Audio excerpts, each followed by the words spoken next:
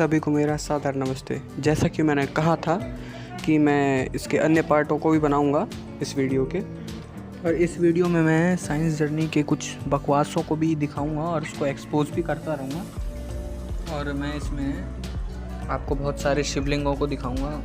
Mainly मैंने ये सोच के बनाया था जो कि इसमें वीडियो में ज़्यादातर शिवलिंगों को दिखाया जाए, और जो जितने भी एक मुख लिंग वाले जो शिवलिंग हैं उस पर मैं एक सेपरेट वीडियो बनाऊंगा, क्योंकि ये जो झंडू जर्नी है उस पर बहुत ही अलग ही ड्रामा करता है, तो उसको थोड़ा प्रमाणों पे मैं शोध करके और अच्छे से उस पर भी वीडियो बनाऊंगा। अब जरा आप इस शिवलिंग को देखिए, ठीक है। नीचे एक जलहरी है, ठीक है, और बीच में एक शिवलिंग है, जैसा कि मतलब शिवलिंग की आकृति बताई जाती है। इस चित्र में मुख्यतः ये बताने का प्रयास किया जा रहा है कि शिवलिंग होता कैसा है, ठीक है। शिवलिंग एक, जैसा कि आप देख रहे होंगे, एक सिलेंड्रिकल शेप है, ठीक है, और उसके चारों तरफ जलहरी बनाई हुई है। तो जो शिवलिंग होता है उसका मतलब ये जो जलहरी है वो एक अलग सा ही हिस्सा होता है, जलहरी, ठीक है, और ये जो शिवलिंग है वो एक अलग हिस्सा है। ये दो अलग अलग हिस्से होते हैं जिनको जोड़ करके शिवलिंग को बनाया जाता है। तो ये जो जलहरी है उसमें से शिवलिंग को निकाल करके अलग भी किया जा सकता है। अब आप लोग ये सोच रहे होंगे कि मैं ये सब बता क्यों रहा हूँ, इन सब की बताने की ज़रूरत क्या है, ये सब तो आपको पहले से ही पता है, पर इसको थोड़ा याद दिलाना ज़रूरी है, क्योंकि जो हमारा झंडू जर्नी है वो इसी पे इतनी गपोड़ लपेट रहा है ना कि आप सोच भी नहीं सकते। यहाँ पे लिखते हैं कि लकड़ी वगैरह का लिंग, और नीचे जो ज्योतिर्लिंग की बात आती है उसमें भी आती है कि अगर उसने महादेव तथा भगवती का पूजन कर लिया। लिंग की वेदी जो है, जो नीचे का जो होता है, उसको बता रहा है कि महादेवी अंबिका हैं, और लिंग की जो पूजा करता है महादेव और भगवती दोनों का पूजन कर लिया। तो ये कुछ पॉइंट यहाँ पे धार्मिक ग्रंथों में दिखाए जाते हैं, पर ये जो मैंने दिखाया है, ये जो कंफ्यूजन है लोगों को, इसमें कहीं नीचे वेदी नहीं दिख रही है, और यहाँ पे अष्टकोण ये जो दिख रहा है, ऐसा कहीं चर्चा नहीं मिला मुझे पुराण में जहाँ लिंग बताने की बात हुई थी। तो देखो भाई, इसका लॉजिक सुन लिया तुमने, इतना मतलब बेवकूफ़ है ये। अरे भाई, जो लिंग और शिवलिंग है और जो वेदी है वो दो अलग पार्ट है। अरे वेदी होनी चाहिए वो तो चलो ठीक है, पर जो वेदी है वो तो अलग भी तो हो सकती है ना शिवलिंग से। बहुत सारी वेदियाँ हैं जो बिना शिवलिंग के पाई गई है, तो ये दोनों अलग अलग पार्ट है। तो अब कोई जो है उसके बिना वेदी के भी शिवलिंग पाया गया, तो इसका मतलब ये थोड़ी ना जो कि वो शिवलिंग नहीं है। और ये जो नीचे से अष्टकोण वाली बात कर रहा है, तो अरे शिवलिंग को मैंने अभी इतनी सारी वेदियाँ दिखाई, उसमें अनेकों का जो नीचे का शेप था वो थोड़ा स्क्वेरिकल था, और शिवलिंग को मतलब एक पूरा पार्ट ऊपर तक नहीं रखा जाता है, आधा पार्ट उसका नीचे ही रहता है, तो वो अच्छे से टिके रहे इसके लिए वहाँ नीचे से वैसा बनाया जाता है। चलो ये तो हो गया इसका एक्सपोज। अब देखते हैं प्रूफ्स। ये जो अपनी स्क्रीन पे अभी तुम शिवलिंग देख रहे हो वो गोलमगढ़ से प्राप्त हुआ है। इसको भी देखो, ये भी नीचे से थोड़ा स्क्वायर की शेप में, जैसे वो बाकी वेदियाँ भी पाई गई थी ना। और ये भी गुप्तकालीन है। तिगवा से प्राप्त एक ये शिवलिंग है।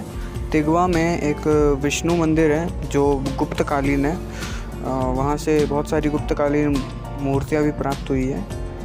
ये उसी का एक शिवलिंग आप अपनी स्क्रीन पे देख रहे हो। ऐसे एक नहीं, वहाँ से अनेकों शिवलिंग मिला है, एक एक करके मैं दिखाते जाता हूँ। ये है दूसरा शिवलिंग।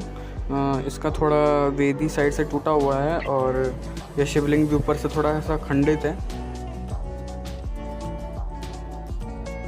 अब देखते हैं अगला शिवलिंग। ये भी वहीं से प्राप्त है, और ये बाकियों से थोड़ा बड़ा है। और जो सबसे बड़ा और सबसे मतलब सही हालत में जो शिवलिंग मिला है वो ये है, और ये लास्ट शिवलिंग है जो वहाँ से मिला था। आप वहाँ जा कर के भी देख सकते हो, जो मध्य प्रदेश में ये मंदिर है तिगवा में, जो ये विष्णु मंदिर है। ये उपांगों और ऋषियों की सिद्धि तो हो गई। अब देखते हैं अन्य गुप्तकालीन प्रमाण। ये 7th सेंचुरी का स्कल्पचर है जो इंद्र का है। इंद्र का पौराणिक चित्रण यहाँ दिखाया गया है, जैसा कि पुराणों में मिलता है। ये late Gupta period 7th century का है।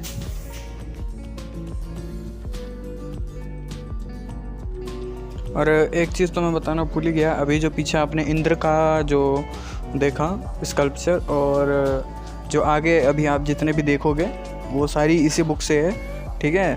और दूसरी बात कि ये जो बुक लिखी है वो किसी मनुवादी या ब्राह्मणवादी ने नहीं लिखी है, ये अंग्रेज की पुस्तक है। अंग्रेज तो जो उनका क्रिश्चियनिटी मत है उसको प्रचारित करेंगे, हमारा पक्ष वो क्यों लेंगे। ये जो स्कल्पचर आप अभी देख रहे हैं ये दुर्गा देवी का स्कल्पचर है, जो एहोली नाम की किसी दुर्गा टेम्पल पे उसकी वॉल पे बना हुआ था। ये भी 7th सेंचुरी का है।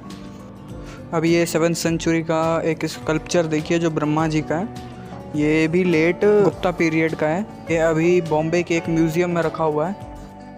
ये विष्णु जी की जो जैसा दिखाया जाता है पुराणों में शेषनाग पे शयन करते हुए, ये अनंत शैया वाली मूर्ति है। ये भी 7th सेंचुरी की है, गुप्ता पीरियड की, लेट गुप्ता पीरियड की। ये जो स्कल्पचर है ये विरूपाक्ष मंदिर से है। इसमें शिव, विष्णु और वराह अवतार जो विष्णु के हैं पुराणों में जैसा आता है वैसा यहाँ दिख रहा है। ये भी लेट गुप्ता पीरियड का ही है, टेंशन मत लो। ये आप देख सकते हैं और भी आएगा जो लेट गुप्ता पीरियड का नहीं को दिखाया गया है तांडव करते हुए। और यहाँ आप सांप, सर्प आदि एवं त्रिशूल को स्पष्ट देख सकते हैं और उसी मुद्रा में दिखाया गया है। अब आगे जो आप प्रमाण देखने जा रहे हो वो इसी बुक से है, मैनिफेस्टेशन ऑफ शिवा। ये भी कोई मनुवादी ब्राह्मणवादी नहीं लिखा है, ये भी विदेशियों की लिखी हुई पुस्तक है। ये देखिए ये कुषाण कालीन है। मैंने सोचा कि इसको दिखा दिया जाए क्योंकि ये 3री AD की ही है, यानी कि गुप्त वंश से भी पहले का है। पर चिंता मत करो, ये प्योर गुप्ता डायनेस्टी का ही है। यहाँ साइड में बिल्कुल लिखा हुआ है गुप्ता डायनेस्टी, बड़ा बड़ा दिख रहा होगा, ठीक है। ये शिव जी का मुख है। ये उत्तर प्रदेश से ही प्राप्त हुआ है। चलो अब अगला देखते हैं। तो ये देखिए ये भी जो अगला है ये भी भगवान शिव की ही मूर्ति है और ये भी गुप्ता डायनेस्टी की है, फिगर नंबर 16। ये जो मूर्ति है ये भी पौराणिक स्क्रिप्चर को पूर्णतः दिखाई गया है। यहाँ पे उमा महेश्वर को दिखाया गया है। ये भी गुप्तकालीन है। अब ये जो मूर्ति है ये भी गौरी शंकर की यानी कि उमा महेश्वर की ही मूर्ति है और ये भी 7th सेंचुरी की है। ये भी कुमार कार्तिकेय जी की ही मूर्ति है जो गुप्तकालीन है। यहाँ स्पष्ट लिखा भी हुआ है गुप्ता डायनेस्टी और स्कंद इन्हीं का ही नाम है। और यहाँ जो आप ये मूर्ति देख रहे हो ये भी गुप्तकालीन है और अच्छी बात यह है कि ये 5th सेंचुरी की है। कार्तिकेय जी की ये मूर्ति है।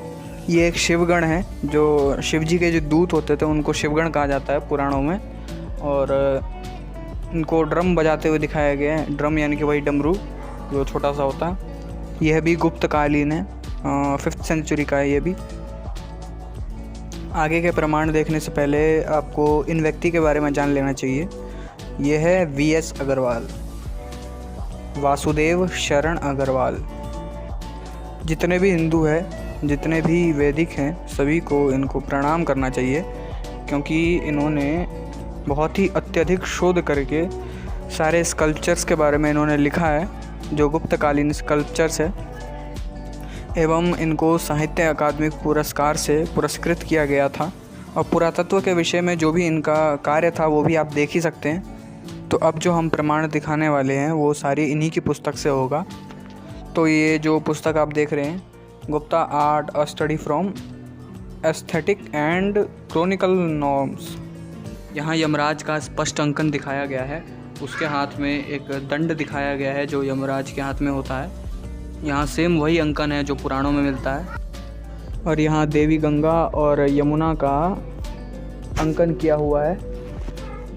और यहाँ महिषासुर मर्दनी को दिखाया गया है जो एक भैंस को मार रही है। ये वही भैंस है जिसको आए दिन भीमटे लोग नवरात्रि में खुद का पिता बताते रहते हैं, महिषासुर।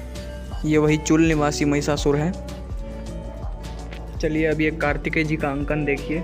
यहाँ शिल्पांकन मयूर के साथ जो जैसा पुराणों में है और वही जो हाथ में उनके अस्त्र रहता है।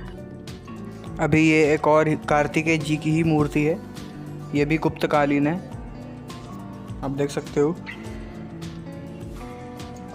ये समुद्र मंथन का स्कल्पचर ही दिखाया गया है, जैसे ये भी गुप्ता पीरियड पर्वत होता है और उसको रख करके देवता गण और दानव दोनों मिल करके समुद्र मंथन करते हैं। ये बिल्कुल स्पष्ट चित्र है इससे स्पष्ट मुझे लगता नहीं इतना पुराना गुप्तकालीन कोई होगा समुद्र मंथन का कोई स्कल्पचर। बहुत ज़्यादा डिटेल में बनाया है। ये भी गुप्तकालीन मूर्ति है। इसमें कृष्ण जी का विश्वरूप वाला जो प्रकरण आता है गीता में वो दिखाया गया है। ये कृष्ण जी का गोवर्धन पर्वत उठाते हुए दिखाया गया है योगेश्वर श्री कृष्ण को। यहाँ श्री कृष्ण को माखन खाते हुए दिखाया गया है। और पी बैनर्जी की जो किताब है Krishna and his life art वाली, वो भी उसमें भी यही आता है। और ये राम जी का है, राम अवतार का। ये दशावतार मंदिर से है, जो गुप्तकालीन दशावतार मंदिर है उसमें दशावतार के शिल्पांकन प्राप्त हुए। उनमें से ही एक ये राम अवतार का दिखाया गया। और ये लक्ष्मी नारायण की मूर्ति है। इनमें आप इनके हाथ में चक्र सुदर्शन देख सकते हैं, जिसको ये अशोक चक्र बताते हैं। और ये अशोक चक्र वाला मैंने एक्सपोज कर दिया है। जिसने नहीं देखा है वो इसी वीडियो का फर्स्ट पार्ट देख ले। ये मत्स्य अवतार का शिल्पांकन आप देख सकते हो। ये भी दशावतार मंदिर से ही है जो गुप्तकालीन था। अब ये दशावतार मंदिर का ही यही वराह अवतार वाला मूर्ति है जो पुराणों में मिलता है, उसका शिल्पांकन दिया हुआ है। अब आप लोग सोच रहे होंगे कि ये जो मूर्ति है वो मैंने पहले दिखा दी है। नहीं, ये मूर्ति मैंने पहले नहीं दिखाई है। ये दूसरी मूर्ति है। और एक जो देवगढ़ वाली मूर्ति थी ये वाली, ये दोनों अलग अलग मूर्ति है। ध्यान से देखिए, यहाँ नरसिंह अवतार को दिखाया गया है। हिरण्यकश्यप वैसे ही जांघों पे रखा हुआ है जैसा पुराणों में बताया हुआ है। यहाँ अभी तक जितने भी आपने अवतार देखे सबको यहाँ एक साथ दिखाया गया है। और ये देखिए, ये है कूर्म अवतार। ये अब आप सोच रहे होंगे कि मैं ये यहाँ बुद्ध की मूर्ति क्यों दिखा रहा हूँ। बुद्ध की मूर्ति मैं यहाँ इसलिए दिखा रहा हूँ कि उस टाइम तक, गुप्ता पीरियड तक, जो पुराण में इंटरपोल्यूशन होने शुरू हो गए थे। तो यही उसमें एक जो मिलावट है बुद्ध वाला, तो कहीं तो उस समय पुराणों में इंटरपोल्यूशन होना शुरू हो गया था।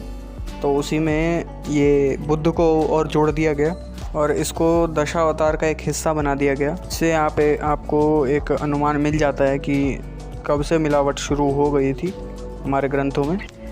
और इससे एक ये बात भी और सिद्ध होती है, एक और बात निकल के आती है कि हो सकता है एक अजम्पशन है कि जो गुप्त राजाओं ने जो भी मूर्तियाँ बनाई थी या कुषाण राजाओं ने जो भी बुद्ध की मूर्तियाँ बनाई थी वो केवल इसलिए बनाई हो कि जो बुद्ध है वो हिंदू देवी देवता है, हिंदुओं के विष्णु के अवतार हैं दशावतार में, इसीलिए उनकी मूर्तियाँ बनाई हो। तो ये भी हो सकता है बुद्ध को एक अलग बुद्धिस्ट नाम मान करके केवल और केवल एक हिंदू अवतार मान करके बनाया गया हो। सीरियसली मत लेना, बस केवल एक अजम्पशन है, ठीक है। चलिए अब आगे बढ़ते हैं अगली स्कल्पचर की ओर। ये परशुराम जी की मूर्ति है। यहीं से कृष्ण जी का गोवर्धन पर्वत उठाते हुए एक और शिल्पांकन मिला है। इस स्लैब पे भगवान विष्णु को दर्शाया गया है। ये नरसिंह भगवान की मूर्ति है जो ग्वालियर म्यूज़ियम में रखी हुई है। ये लोकेश्वर या फिर शिव जी की मूर्ति है जो सारनाथ म्यूज़ियम में रखी है। तो भाई बस आज के लिए इतना ही, वीडियो ख़त्म करते हैं यहीं पे। और अब इंतज़ार करो पार्ट 3 का। पार्ट 2 तो हमने बना दिया, अब 3 के लिए इंतज़ार करो। और जिसने भी पार्ट 2 ना देखा हो वो जा कर के पार्ट 2 देख लेना। अभी और भी स्कल्पचर्स बाकी है और भी देखने के लिए वीडियो हमारी सब्सक्राइब कर लो चैनल को। तब तक के लिए जय श्री राम, जय आर्यव्रत।